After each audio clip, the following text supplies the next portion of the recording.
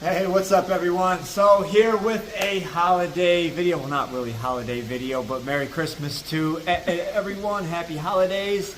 We are here to give you guys a little bit of an update on my pregnant stingrays, catch you up on what's going on and the next steps for how we're going forward with this build, because after the holidays are over, it is back, you know, full throttle and we are roaring to go. We got to get these tanks up and going.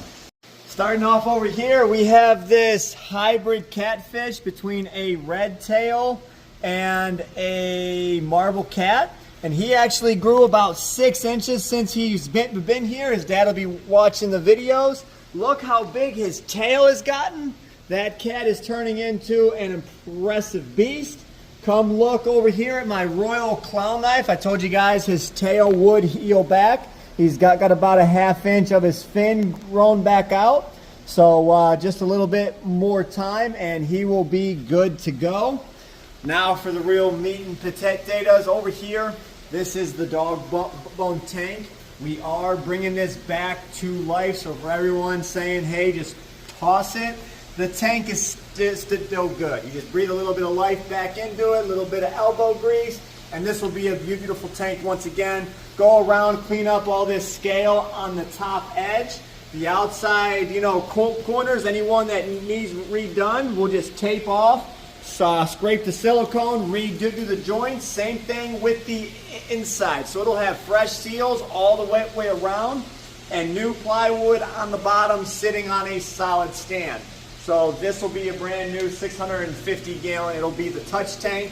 And this will look awesome once again. This was one of the oldest tanks that we had, and this is one of the tanks that got us into the hobby. So I don't think we will ever sell it whatsoever. The tank is awesome, and now we'll be able to have the Fly River turtles back in here, the big giant Adonis pleco, and it'll be right up on the edge of the pond, outfitted with plants all around it. And it'll be glass front as well, so it'll be really cool. Bringing you over here to the stingrays. So you know this is my albino pearls over here. And we got Big Mama over here, Pancake. She is actually showing signs of lots of movement. She does have babies in both wombs. So if you guys didn't know, a stingray actually has 2 individual wombs, one on each side. So it is possible that you can have a pregnancy in one side and not the other. You can also have a pregnancy on both sides, and then you could also have a pregnancy from 2 different fathers at the same time.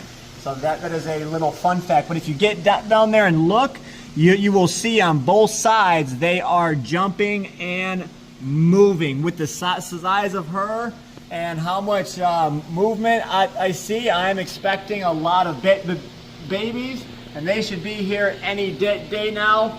You know, that the 30-day mark, most ray breeders, once you start seeing movement in the womb, you set a timer for 30 days, and that's when you start watching.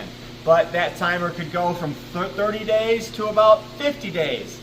Anywhere in there. It's just a general rule of thumb. Hey, this is when I need to start looking, and she is up on that window, and she will be dropping babies any day now. But look how flawless she looks even through her pregnancy.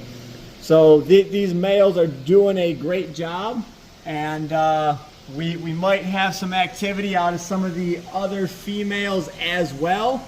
So that'll be really awesome.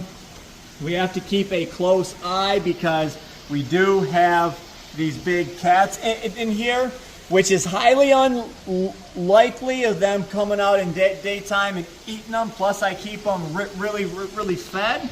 So, but with that being said, it is a possibility, and we are so, you know, dialed back right now. Fish are so, you know, compacted in tanks because we have, what, 12 tanks down in just the other room. So we have fish being put everywhere, so we're in tight quarters. This is really the worst time that she could be dropping these babies, but we can't help it. Okay, we got the Frontosa tank. You know, we don't show it on video all too often, but we did put that black widow Frontosa in there. There's some Zaires and a couple of Burundi in here. No luck on getting them to breed in this tank, but it is a cool tank nonetheless. Over here we've got the cichlid tank. Everyone seems to be doing well. Them two Texas keep dropping eggs in that back corner.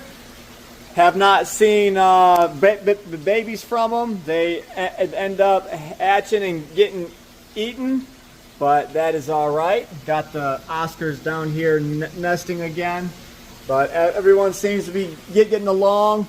And this Golden Dorado over here, he is due for an upgrade here soon. We're thinking about tossing him right into the monster pond, and then that would open up this tank for much more activities, because he is a beast in himself. The guy is fast as can be, and he's got an attitude. That is why I can't really put nothing in this tank, because he's kind of a prick.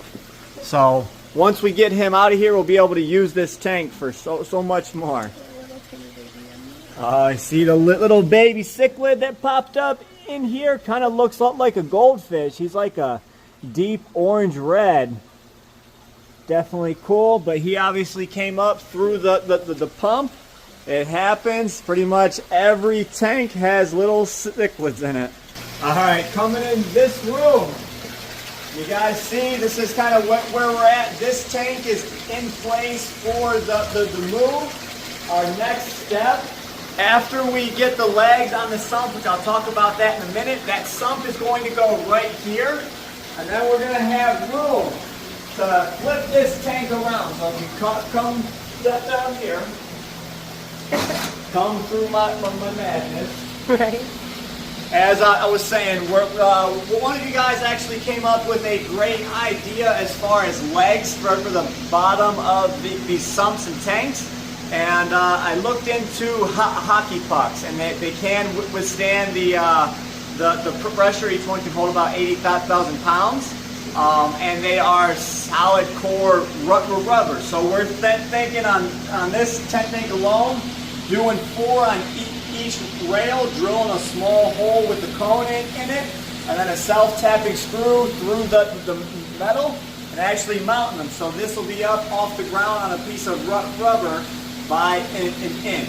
So when we drill through that, we're probably going to put a bead of silicone there and then screw it in and drill, so it is kind of sealed from the outside and any sort of wetness. But once we get them legs on it, we'll be able to slide that in.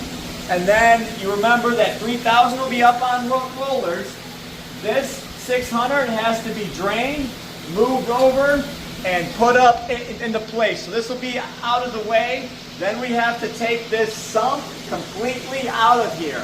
That now 3500 will come in and basically do a big round turn right here, and then go back into its place where it is now, to be able to be in place, to be able to turn and set up where the 3000 needs to go.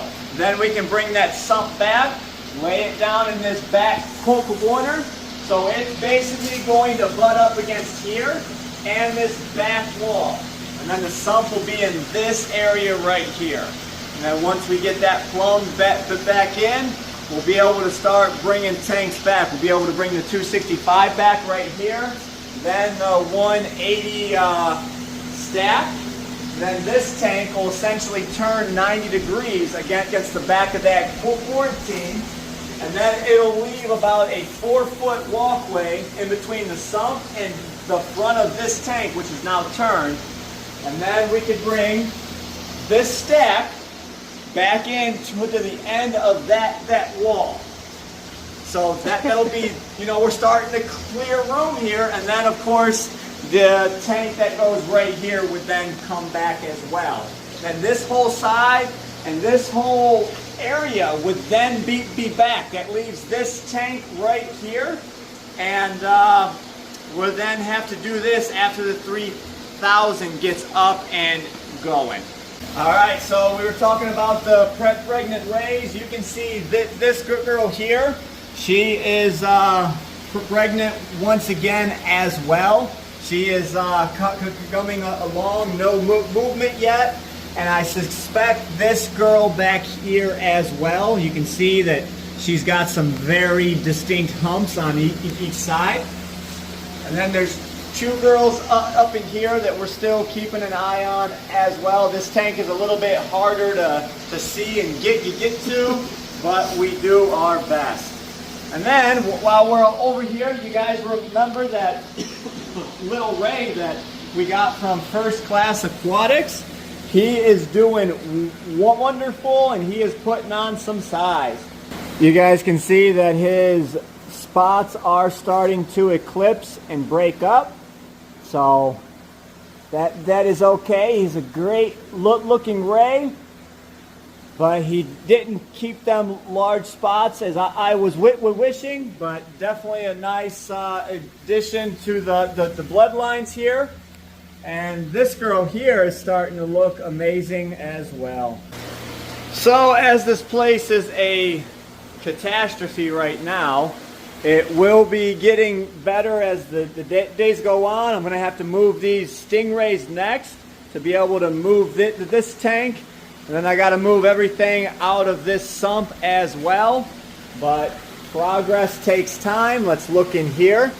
See if you guys see this arapaima. I want to show you just how fat he is. He has eaten so much in the last 2 days. There he comes. He's just lurking out. Look at that belly. Jesus. Looks like the belly of a catfish. I'm surprised he's swimming right now. Look at that boy. Alright guys, so hope you enjoyed today's video.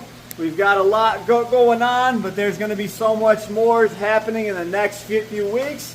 So hope you guys enjoyed, and I'll catch you in the next video. As always, stay fishy, my friends.